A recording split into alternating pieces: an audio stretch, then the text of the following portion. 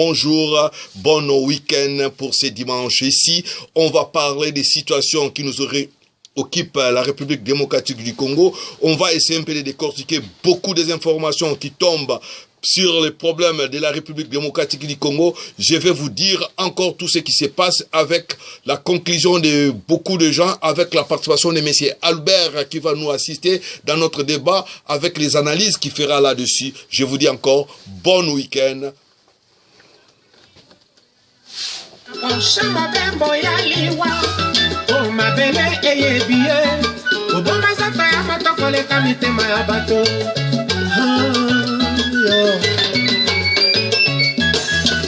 Dembwe, plutôt une rivière.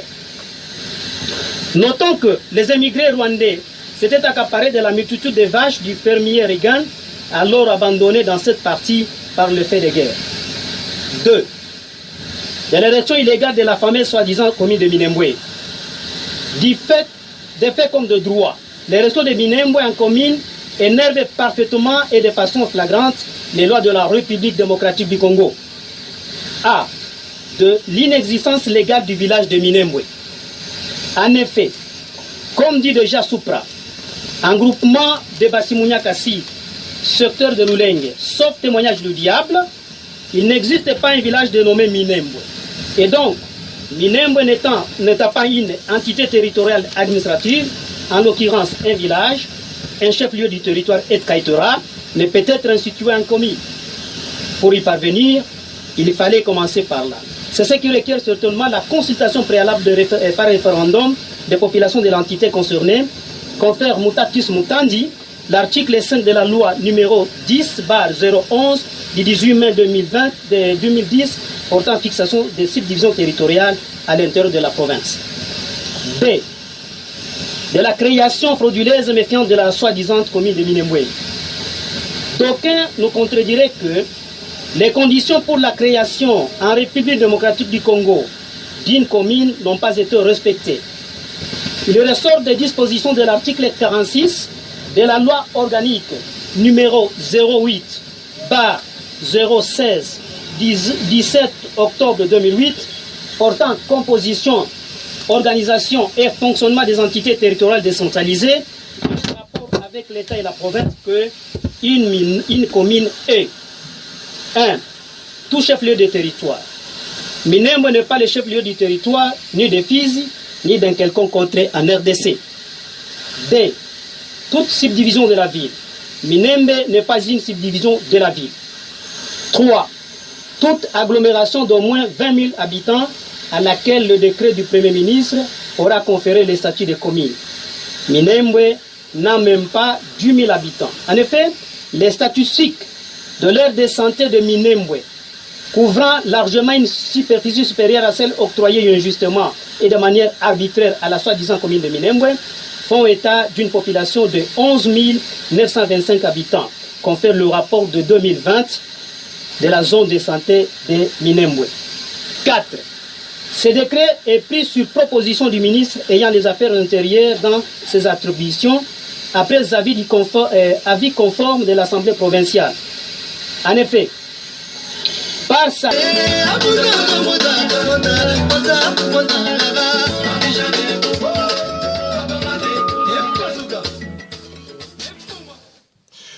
Nabandi boki fichier oyo eutikoleka nengi masolo elekaki ya Minembwe nabanzi bozu mwa idemoko ya makambo ya Minembwe Banyamulenge bazali ba Congolais te pi kombo mwa Banyamulenge ezali wana pona ko bomba vraie identité ya ba Benyirwana nengi babengaka bango nabanzi to ko bossa na likamwate parce que ba problème mingi pour le moment ezo uta place wana malgré makamunyo swana présence ya Barnabé na bandi na rota fichier oyo kande konabiso Barnabé ndengi atrela ki ko menacer bande konabiso ba Congolais na kati ya République démocratique du Congo pote bosala moi ide place wana ndengi ndeko oyo azali koloba na courage oyo nyoso azalaki nango.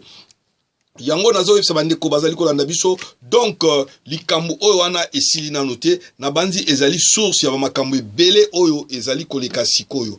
Or ndeko wana Barnabé atikalaki ko menacer bandeko na biso na kati ya République démocratique du Congo na banzi boyokaki ndengi alobaki yango na koluka naleka na fichier oyo pona kotalisa bino ndenge alobaki pe ndenge asalaki.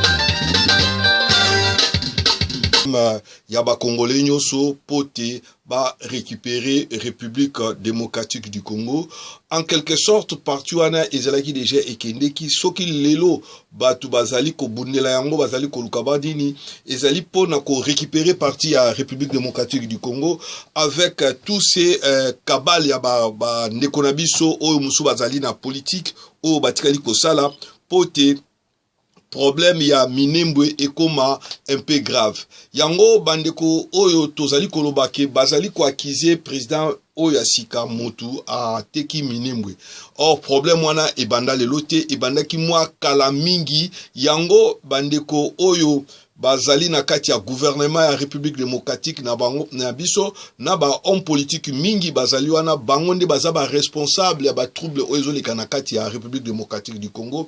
Il y a une bras de fer batwana basala ki mabe mingi Minembwe ezalaki assurance même côté wana ni ba guerre rebelle wana bazako bunana ezalaki ba assurance na bango ndenge nini bakotika na kati na pouvoir soki trouble ezala kati ya République démocratique du Congo. Donc président en place akoki ko décréter bapesi moi valeur moko de nini dictature moko ba élection salamate ezalaka ba ambition na bango ba option na bango ba tiaka nyoso na République démocratique du Congo pote batika la libela na gouvernement. Alors tozomona makambo ndenge ezokende sikoyo ndenge bakambu eza ko évoluer tomoni ndeko na biso Barnabé oyo abimaki na radio kala mingi te ndengi amenasaki ba Congolais alobe azali kadogo soki kolongwa kozonga balongola bango na nini soki président a dissoudre parlement ou bien cohabitation ou bien cohabitation ou bien parti mususwane elongwe na pouvoir bako il faut à démissionner. Ce qu'a démissionné te akolia mbuma na nzoto. Alors ba propos wana ezalaki un peu ba propos moko munene ya menace ndengwana et toucha ki peuple mobimba République démocratique du Congo bingi ba bengaki ba lobaki pourquoi kutu baza ko yambaye na ba etando moke pote abima aloba. Tomonaki kalamingi te ba portaki plainte kalamingi te pe ba uti ko kangaye kalamingi te ye mutolobaki ako beta mbuma ube pona zonga na longa na Congo pour azonga na mboka na ye bazonga place ba utaki il faut ba benga ba ona minduki mais vice versa tokuti ke bakangiye akomi ko wangana akomi ko ni bakangiye pe alingaki akatisa na Brazzaville bakangiye na ba soda na katikati ya boatu na katikati ya mai yango bazongisaki ye a passer na tribunal ba condamné na une année de peine ça fait tout totalité zali 3 ans na banzi ekopesa moi exemple muke na ba oyo bazali ko bima koloba makamu n'importe quoi kuna ko défier peuple congolais na kati ya territoire na ye wana zalaki ba défi moko ya kolobate. Je crois bien que batu bandeko na biso mususu bazali ko bosana peuple congolais ndenga jisaka na banzi l'air ba kandongo ba yaka na banzi l'air ba bengana ka bango bomona ka ba dégâts ba congolais ba salaka ndengi ba bengana ka ba kadogo ndengi ba kimaka après kokota na musée Kabila na République démocratique du Congo. Peuple wana zali peuple moraza trop patient mais soki atelemaka mabe. Alors eloko to koloba toza kobanga mingi ke peuple wana alamuka ndengi andeko ozali ndenge nini? Mbote ndeko Carlos tozali malamu. Tozali tokosolola masolo oyo etali mboka na biso na banzi oyebi ba situation eza koleka na République démocratique du Congo.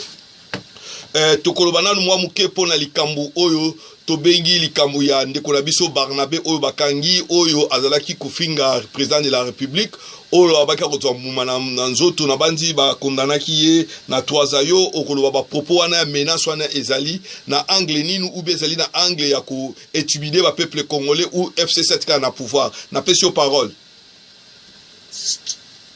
ndeko ya solo biso nyoso presque tolandaki intervention ya ndeko Barnabé abanza mboka wana elingi siko kimia tozana besoin ya bato basila bakufa na masasi te lokola balobaki tozwi alternance pacifique mais mutu azoya na discours lisusu ya liwa azobeta toloka ayaki na masasi c'est-à-dire lera azoya na masasi ya bomaki bato bongo na démocratie soki kabunda lobi likambo oyi asepeli nango te me ye aloba oyi ekosepelisa bato me ndenge nini ya komenase mokonzi ya mboka ata olingi ye te me azali institution aza na droit batosa epuis barespecte ye me ye azoloba toyaki na masasi soki ameki kaka kotikala akosala prison me ye moto aza na droit kotinda président na prison te. Depuis Ndeko Carlos, depuis président sali ba consultation, nan apesi ba conclusion a été. Et puis likambo kabunda lobi, na kabuya, et sali mokonzi mboka buta lobi yango te. Il fallait que tout ceux qui kanda, na kanda, a ko répondre na bato e balobaki, président lobaki et le komo côté depuis bandaki ba consultation lobi le komo côté. Na banza bato modèle wana place na bango ezali bandate. Donc on s'appelle qui ndenge justice landelier parce que na moni bato mingi ba to komi ko confondre même na bamboko tozali liberté d'expression ezali mais en limite ya ba loi okoki ko finga mokonzi ya mboka na mboko te otelemi ozo finga roi na kobete masasi ba kotika yote kotikote Ndeko Carlos ngana banza c'est une bonne chose que état de droit est ça là tokoki ko finga bato ou bien mokonzi ya mboka impunément même yo citoyen libre nako ko menacer te na ba na ko boma or ndenge alobai ke mokonzi ya mboka ako lia mboma mais soki lelo mokonzi ya mboka akofi mboka kozika impact ekozala monene ba conséquence ekozala et tokozonga sima ndenge bango moko bazokandela yango déjà que nous allons retourner 50 ans en arrière c'est-à-dire ce sont ezali eloko moko à mon humble avis, je peux me tromper, Eza eloko moko eza déjà préparé dans quelques officines, c'est très dangereux. Moi je pense qu'il faut étouffer déjà makambo à la source. Merci beaucoup. Toboni procès ya Shadari ya bato babomaki na Kamwena Nsapu bafongoli dossier wana tomoni susu nani Yuma azalaki révoqué o ya président ba patron ya Kinshasa ya République démocratique du Congo yo ozali koloba nini place wana omoni état de droit et bandi ko marché ou bien tozana on a débit parce que procès ya Shadari tout le monde ne s'attendait pas que Shadari lelo akokozala devant tribunal na pesi parole. Merci, monsieur Carlos. Nabanza état na biso tokoti na allure moko ya malamu avec l'état de droit. Mais ce n'est qu'un pas. Eza lokola mwana botami abandi ko bwaka lokolo akokweya abwaki lokolo akokweya jusqu'à ce que aso allure ya kotambola lokola biso batoza déjà mikolo. Pour nini nalobi yango na procès Shadari soki olandi yango bien na landi na sur deux chaînes ba témoin ba cité mais tribunal Balobi non, il n'y a pas de preuves matérielles. Oyo tokoki ko bengisaye comme témoin assisté. Donc, na place on dirait balingi bayoka chadarité. Parce que wana ba chaîne mi ba na landi penza, donc le président dit participer na ba témoin, balobi non, il ne va pas comparaître. Alors je n'ai pas compris pourquoi. Et pourtant, à cette époque-là, Azaki, ministre des Affaires de l'Intérieur, a coquille pour éclairer lanterne et à juge sur ces problèmes-là. Mais n'a évité pourquoi, bah oui, non, il ne peut pas comparaître, et puis c'est, selon les bateaux bazotanga comme on a eu, il ne donne pas de preuves matérielles probants que le ministre a fait ça qui ordre. Donc voilà un peu, place Wanande na compréhension. Aibite so bino bozana belema mususu puisque dans zo kabat mususu balobi Chadari a été entendu. C'est vrai, je ne sais pas dans le domaine nini, na point nini, mais na point o ngana landi boy bayokaye. Bon, na point ya Albert Yuma. Moi je pense que la FEC, Fédération des entreprises congolaises, est allée Asbel. Donc Asbel na ba loi o izo régir yango eza na ba modalité nango na kati ya statut comment élire ba membre du conseil d'administration. Moi je pense à ce niveau-là c'est les membres eux-mêmes qui élisent leur patron. Mais il y a un problème. La FEC n'est pas une Asbel comme toutes les autres. Ils allaient co-influencer la vie économique il y a pays. Et qui dit l'économie d'un pays, dit aussi la politique générale du pays. Comment Moutoumoko Oyazali cité na Bamagou et Belé a sali déjà 15 ans à continuer au Kamba organouana. Alors que Azana de soupçon, il y a malversation, il y a Magou et ils ont pesé sur sa tête. Moi je pense que même par élégance, parce que culture on est fait quota, à tout moment qu'on est cité dans un problème, il y a modèle on a. Il faut savoir s'écarter. Il faut savoir démissionner. Culture, il faut écouter la bise au Mdeko. Personnellement, je ne suis pas membre FEC, mais fédération, il y a entreprise, ça a un impact sur notre vie, vie sociale, vie économique, vie politique et à pays. Moi, je pense que Yuma, avec le problème tous les ans devrait un peu s'écarter, se mettre à côté. Ok, toza kolanda yo ozali kosala ba analyse likolo na makambo ezoleka mais tokomona makambo ya sortir matata mpoyo o alobaki ke tozali na république moko mission soki primo présidentielle primo ministériel ozomona ba propos wana ezali ya lukuta obe ya solo parce que na mona ki soki tundu na émission mususu ayaki ko alimenter yango na kopeso parole olobaki chef premier ministre nem toza diriger République démocratique du Congo à l'équipe président na ba dérogatif mususu yo olobini. Merci de répondre à la question là. Nga nazali juriste donc omoni lelo batutu na Congo bakomi ba spécialiste ya tous les domaines. Or ce que talibien même dans le monde entier muto azali omniscient, c'est-à-dire muto ayebi toutes les sciences zanzambe moko. Biso na mokili okoza la juriste ozana ba notion économie, ozana ba notion tant mususu ya pédagogie, on a limité. Mais les recours domaine médical les a domaine na yote. Les recours domaine net il y a astrologie ou bien au avion et ça domaine noté. Les recours dans domaine mécanique ou bien technique et ça y a yoté. Mais et pas la biso tout le monde veut nami tunaki. Est-ce que Bochab n'est pas que Kabila Zali président? Est-ce qu'il pouvait soulever ce tel problème? Dans l'andi ndeko sio kitundu na top Congo. Mais biso atato sala droite ndeko Carlos. Comment premier ministre a koleka par exemple le chef de l'État na souveraineté alors que chef de l'État mutazo nommé premier ministre wana. Chef de l'État mutazo présider conseil des ministres. Alors qu'il y est premier ministre, chef du gouvernement. Mais comment c'est le chef de l'État qui dirige le conseil des ministres? Et c'est comment c'est le chef de l'État qui nomme cette ministre-là?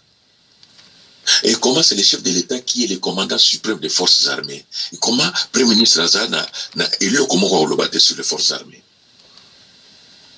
Et comment c'est le chef de l'État qui ratifie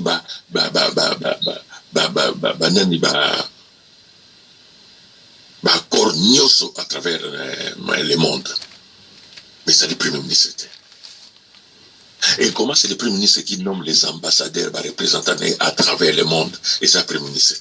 Au moment que même si on a la droite, dans la simple logique de Makambo, Bato Wana, Batalisi clairement que Balingi Mboka wane tamburate, Balingi Mokonzi Mboka Oya actuellement Azalawanate, Balingi Kaka régime Yakala et Zonga pour continuer nombre de personnes, 300 personnes,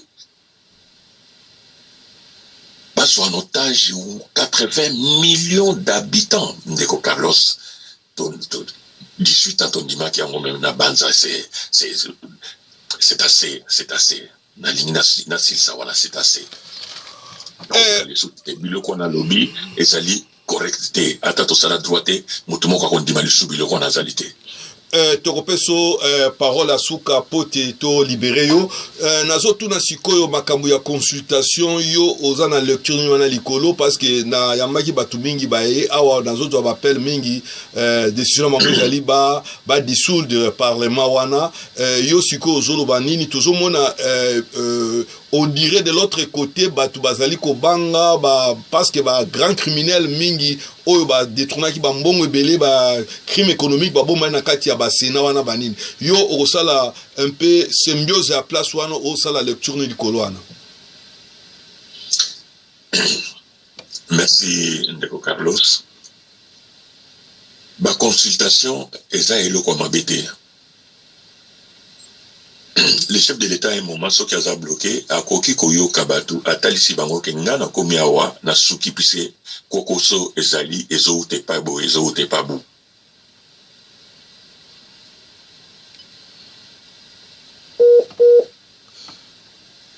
Allô? Allô? Nabandi, bandeko ba Rolanda biso, to moni neti, to nini communication e katani na zongi na kati ya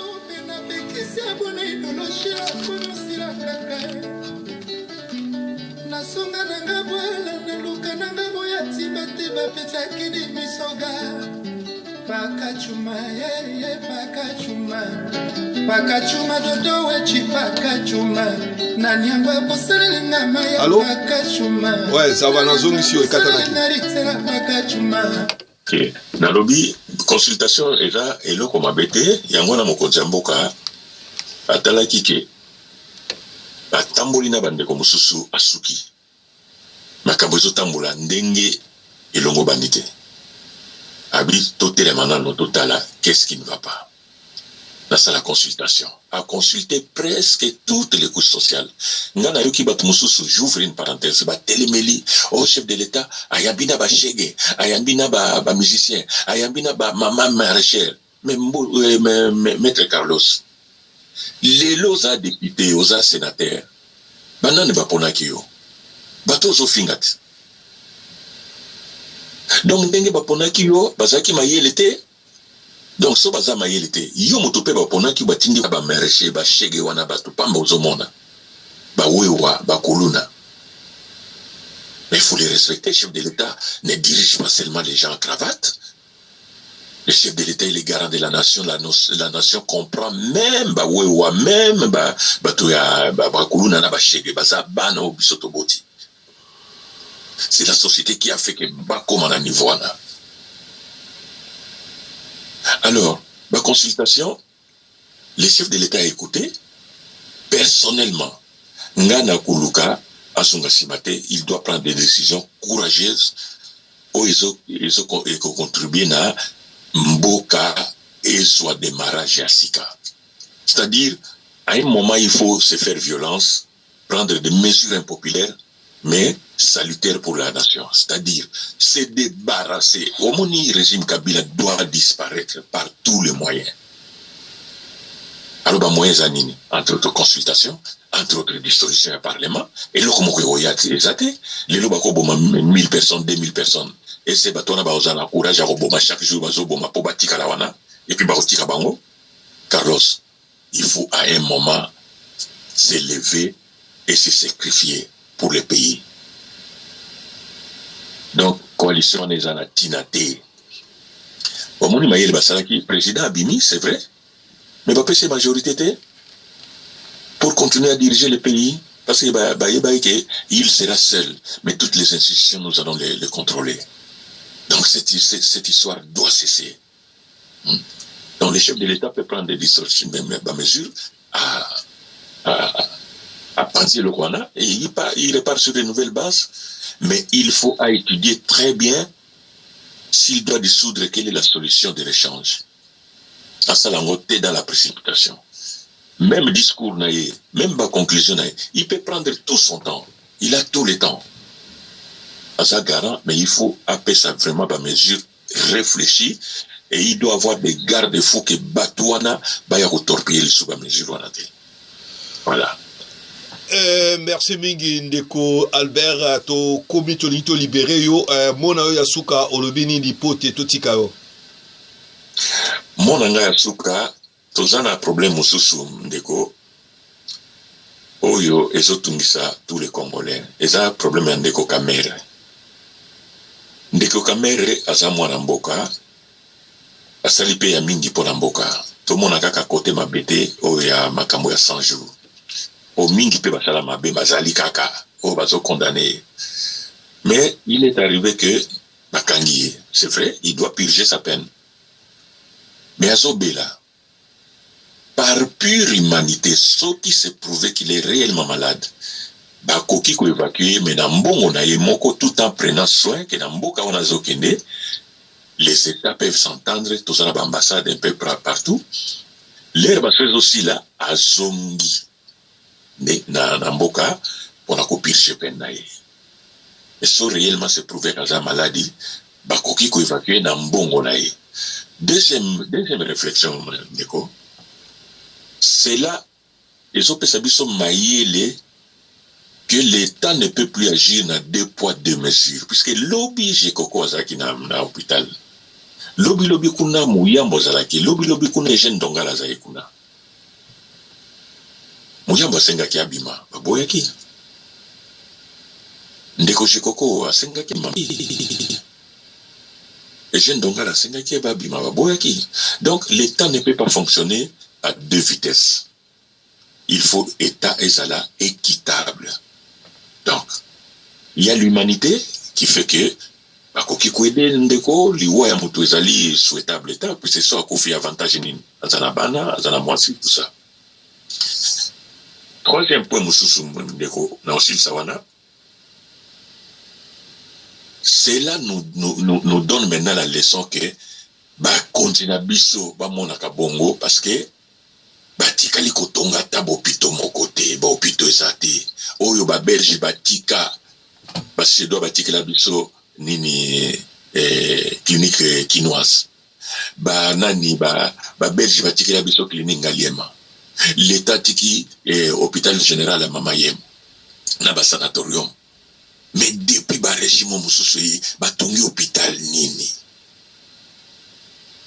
Comment toko continuer ko nous faire soigner à l'étranger alors que ba pays mususu baza ko me soigner sur place ndeko. Supposons les lots, même si Balingba ou évacuer Nani, avec la pandémie autour ya Covid, si toutes les frontières, il arrivait que toutes les frontières sont fermées, pour que l'hôpital nini, c'est le temps qui va réfléchir. Ceux qui battent mailler les bateaux, bazana boigna, va réfléchir, va bongisa, ben sur infrastructure sanitaire, scolaire et tout, na katiambo na biso. Au lobby na lobby, ceux qui les problèmes ali, to qui me la libandate. Donc,